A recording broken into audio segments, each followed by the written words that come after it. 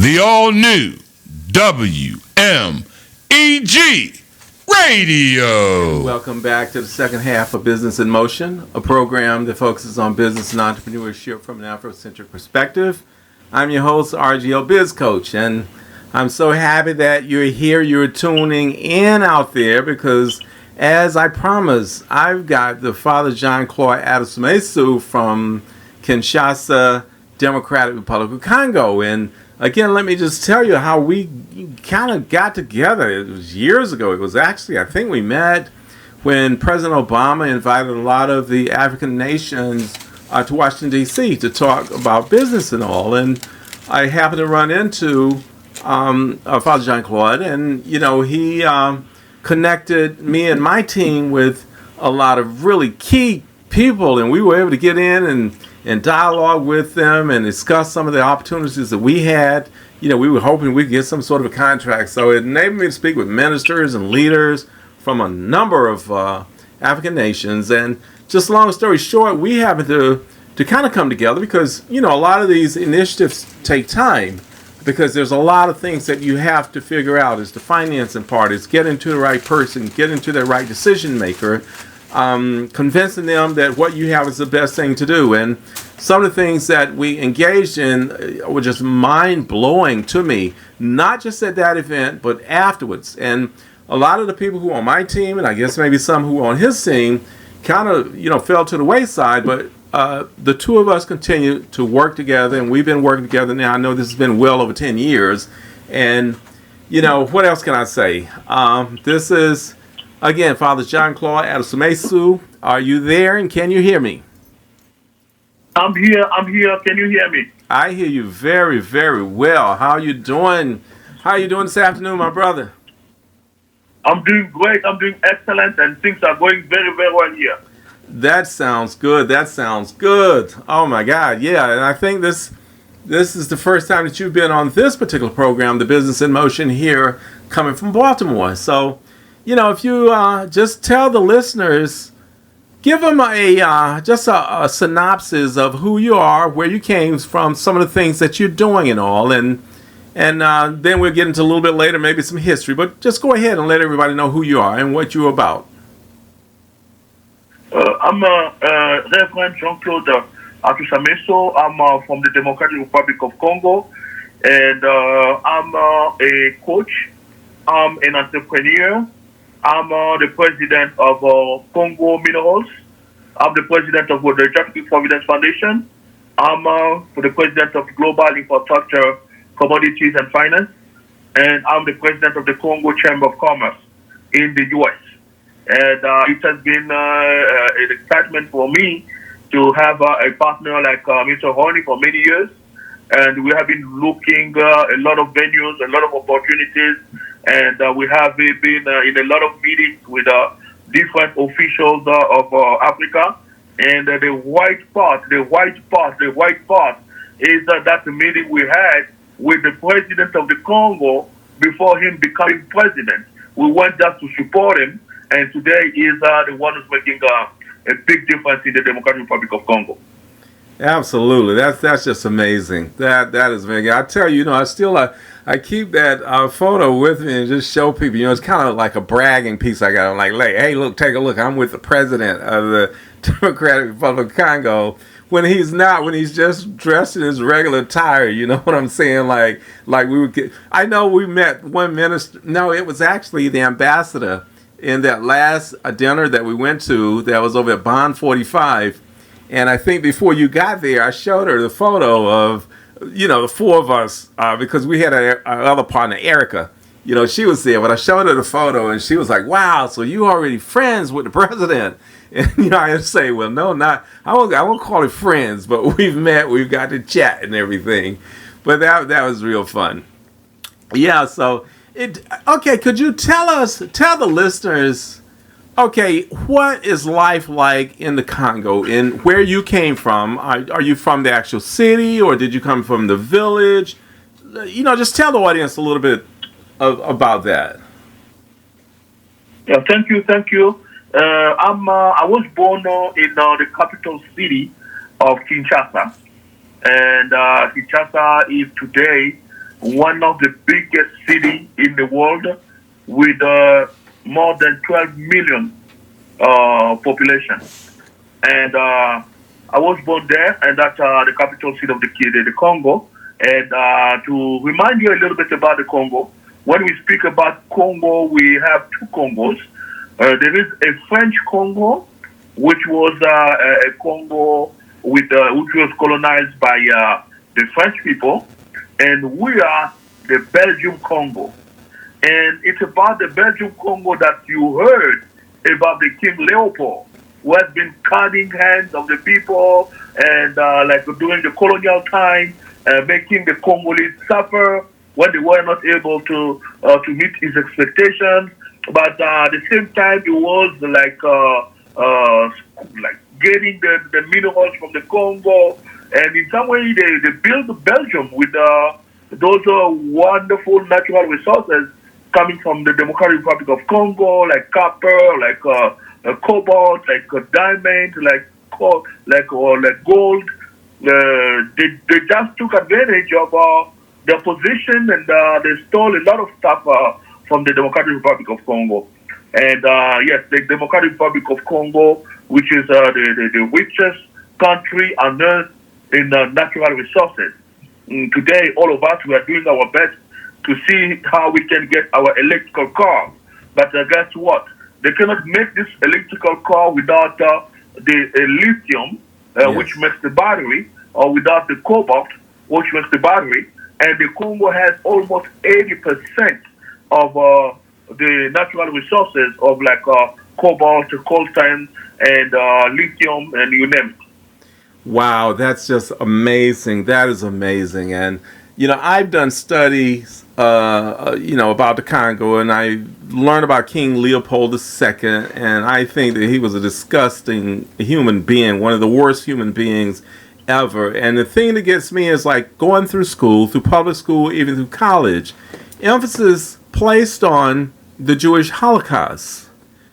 However, there was never, ever mentioning about what King Leopold did in Belgium. And I have read, there are different amounts. I've heard anywhere from maybe 13 million to 22. I've heard counts as many as 22 million Congolese people who were slaughtered. I mean, actually murdered by King Leopold. Can you speak to that? Yes. The world sometimes it's jealous. Yeah. The Congo has been set by God as a country which has a lot of resources, and sometimes human beings can become greedy, cannot understand why it's happening just like that for Congo and not for somewhere else. And that's how, when the King Leopold found out that Congo was the richest country on earth, first of all, he did his best to get the big part of the big portion of the African continent, which the Congo country is the third. It was the third biggest country in Africa. Today is the second biggest country in Africa. Now, when it came, his goal was, at the beginning, the Congo was a personal property. It was like his own compound. He could go and do everything he wanted, and make sure that he got the good result of what he wanted. That's why he signed even a treaty with the Pope, so that the Pope can give him the priest to go and evangelize in the Congo. But the bad part of it is he was taking Congolese like animals. Yes. He was killing them to his people anytime he wanted. He was torturing them. He was doing to them all those bad things they do to animals. That's how, like you said, he killed more than a million and million Congolese, and the Congolese suffered. They suffered a lot for that. But even though we are even talking about what happened at that time with the King Leopold, today it still be happening with the Western political institutions. Yes. By using the smallest country, which is Rwanda. Rwanda invaded the Congo, and Rwanda killed almost 12 million Congolese. Wow. And all the plan was set, and everyone saw how Rwanda has been killing Congolese. But because of the plan or the plot behind it, no one is talking about it.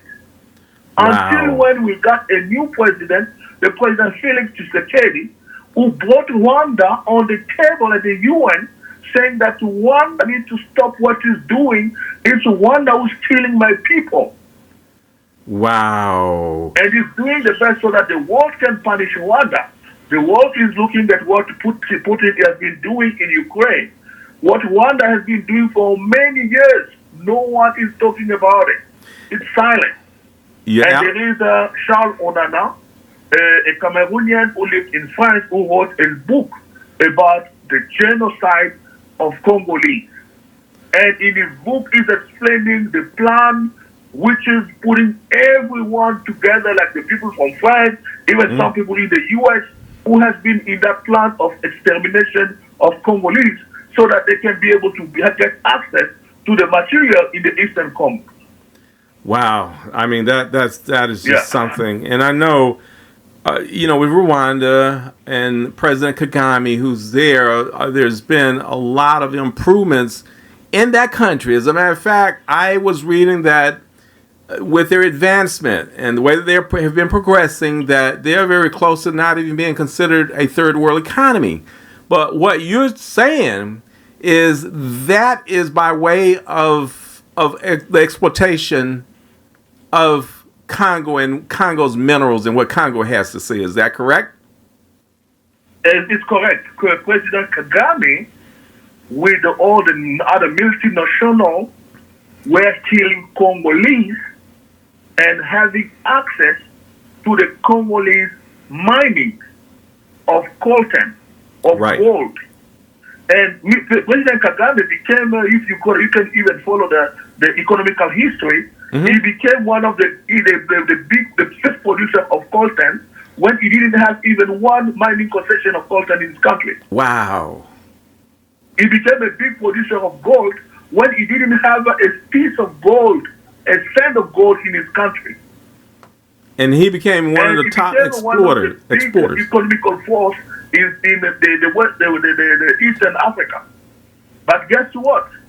With the strategy put in place by the President Felix Tshisekedi, putting the military governors in two of our biggest producer of gold provinces of Ituri and of North Kivu.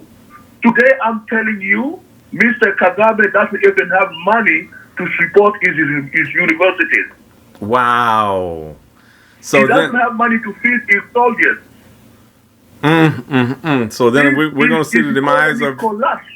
Right. And even at the World Bank, they are showing that all the numbers Mr. Kagame was producing were the fake numbers. Wow. Today, the President Kagame can do nothing. He's poor because he has nothing. He was stealing the natural resources from Congo, and the President of Congo stopped all of that. Well, hey, thank God for the new president. I'm glad I met him personally. He's unable even to pay the professors at the University of Rwanda. Today, schools are closing because he doesn't have money to pay the professors at the university. Wow. So this is really, we are looking at the demise of Rwanda, this country that was the shining star of Africa. I question, how did he gain the power to be able to go in? I mean, because Rwanda has nowhere near the population that the Democratic of Congo has. How do you think he was able to go in and do commit some of these atrocities that he did, and to be able to steal those resources? How did it happen? It was very strategic. He built a good relationship with some American senators, and he did some bad stuff with with some of the American politics and with some of the British politics, and all of them was pushing him up without even having the roots to build the kind of image they were providing on him. And today it's clear that is the criminal of Africa. Now, some countries are kicking out his ambassadors. Yes. French didn't receive the ambassadors from Rwanda. He was kicked out. Egypt kicked out the ambassador from Rwanda. Angola kicked out the ambassador from Rwanda. Now, most of the countries are following. They are saying, no, this guy is not a politician, he's a criminal. And they're kicking out his ambassadors. Wow. Okay. So, well, I'm going to switch a little bit. I want to ask you a question. Are you familiar with an organization by the name of the Friends of the Congo? Yes, the Friends of Congo are my friends. Like I know one of them, like Maurice. Yes. Maurice is a friend of mine, and I know some of them. Yes, they are friends, and I worked with them. We were doing a lot of events, like Yes. to do the campaign about what was going on in the Congo. But in some way, what was going on in the Congo was a fake violent situation, so that people could stop coming buying minerals from Congo. They were going to the Rwanda, so that Rwanda was like continuing to kill million and million Congolese, to give impression to the world that the minerals of the Congo are the blood minerals. Now we are working with a lot of experts Yes. to start a program of mineral free or mineral violence free for the DRC. All right. We're going to have a lot of experts from the U.S. and we are working on cleaning up this mess so that people will now understand and have another view on the DRC. DRC is now today the best African country which just organized the Olympics with Wow. the French speak countries of the whole world. We received for the Olympics the people coming from Canada, from all the French-speaking countries in the world, but even from some of those who are not French-speaking countries, they came to that big event we had in Congo just last week. Okay, so what you're saying is you're seeing major changes and new developments that are all positive that are occurring now in the Democratic Republic of Congo. Yes, a lot of people who were in the Congo last week, they couldn't believe that was the Congo they were telling them about. Wow. And a lot of people even who saw the Congo on the videos where the people were there, they didn't believe that that's the Congo they heard about 5 years ago. Tell me about it. And I know many times, we've had conversations. You would tell me, you said that what's going on in the Congo, totally different picture from what's being portrayed to the American or, just people in general around the world, because they have a very, very bad perception of the Democratic Republic of Congo. And I know you were telling me that it seems that they are putting information out to prevent people here from actually going there. But in the meantime, you got top leaders, you have all sorts of people from the U.S. and from all over the world who are just pouring into the Congo. Let's speak about that. I know you mentioned about on the planes. You get on the plane, it's full of Asian people and people from all over the world. Everybody, but mainly African Americans not going there. And a lot of this happens to be based on the perception. Yeah, just speak about that a little bit. Yes, we this time we decided to put a plan for ourselves to make the Congo become a destination. Right. And the way we are doing it, we are developing different programs. In infrastructure, our president put a lot of money funded by Congolese for different projects. Now, for us, we have a global volunteer program. Mm-hmm. With our global volunteer program, we're going to be bringing a lot of volunteers from the U.S. Like we have been doing it before, yes. But this time it's going to be in a big scale. Okay. To work with us on sustainable agriculture, to work with us on violence-free mineral extraction and sustainable mining, to work with us on training the workforce of the Congo, because we are working on a projection of an emerging Congo in 10 years.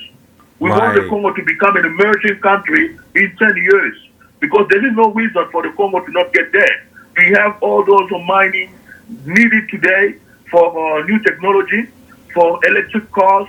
We have all the money which we're going to be getting from those minerals. Can you imagine? I'm going to give you some examples. Okay. The Amir of Qatar Yes. is going to be investing more than $2 billion in just gold extraction and putting one of the biggest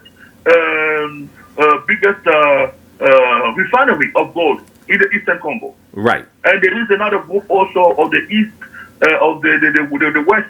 They are coming there also to put a big refinery. They're putting a lot of money for a big refinery for coltan in the Congo. And there are other groups which are coming to make factories for batteries. And today we have already some companies like Pepsi Cola, Coca-Cola, which are already establishing their big headquarters there. We have companies which are making Mercedes buses. They're assembling Mercedes buses. Really, things are changing, and Congo is going to a different direction. And that's the Congo of tomorrow. And the Congo, which in 10 years going to become an emerging country, which is going to provide jobs of people coming from all over the world. They're going to have good salary, good jobs, good future for their children. That's what I'm talking about. Wow. So that sounds, that's just amazing. And again, we've had conversations, and, what I like, I'll tell you one thing. I always say reverend because that's what I'm acclimated to, to saying. But, this, I don't know, how can I even say this? Here it is. I'm a brother here from the United States, grew up here, and you happen to be a brother who grew up in the Congo, with two different walks of life, two different languages, because English is not your first languages, two different religions, but we see the importance of working together for a common cause. And I'm saying, I think the two of us, our relationship should serve as a beacon of light for all of the people who look at another person who happens to look like them, and they find excuses not to collaborate, not to engage in causes that's going to be beneficial to both, simply because there's something about that other person's culture that doesn't coincide with theirs. You understand? And that's the beauty of the relationship that we have, that I want the listeners to know. And just feel free to, I would like to also help our audience to understand one thing, and that it's something I learned from a program I got with the landmark education. Mm-hmm. On the landmark education, they are helping us to understand that everything we do and everything we see is according to our view of the world. But it's very important to become humble enough in life to understand that our view of the world is not the view. Our view of the world is our view. We have it because of where we are standing. But the people around us are also have their view. Yes. And their view is not the view. Their view is their view because of where they are standing. Now, it's not our view cannot stop us to share with others their view and to work together. We need always to understand that we have been called to work together as brothers and sisters, no matter what. Absolutely. And we don't want to make everyone have our view before we can commit in working together. Absolutely. We need to accept others as a benefit, as a plus in my life, so that I can get what I didn't have yesterday just by listening to my brother or my sister. And today, it's very, very important to understand that we have to work together. The world is becoming a village. We need to put our energy, our effort to work together. The electric car, which you are using today here in the U.S., didn't have all the materials in the U.S. Someone's supposed to fly to Congo to get the lithium. Another one get the cobalt. Another one in China to do the refining, the processing of some of the parts. and another one bringing the party, the U.S., and today you are driving a car you call electric car. And you are having a phone on your hand. When you don't have your phone, sometimes you feel like something is missing in your life. But all the parts of your phone came from somewhere and different places. But the most important in your phone is what we call the part which is coming from the coltan.